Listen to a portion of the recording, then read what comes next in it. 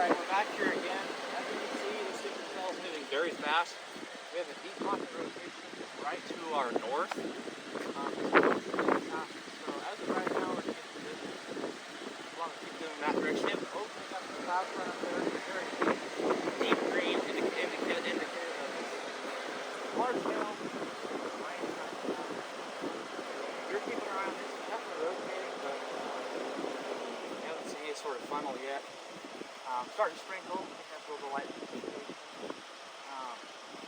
Lots coming yet. The rain's moving very close. You can see a little rain.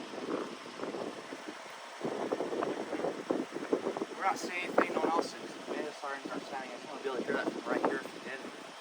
Getting into our safe place we did. We're going to go ahead and move here pretty shortly because you can see over to our east over there. We also have lower cloud that's starting to this way across the funnel.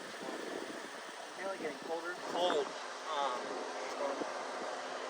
We're going to go ahead and move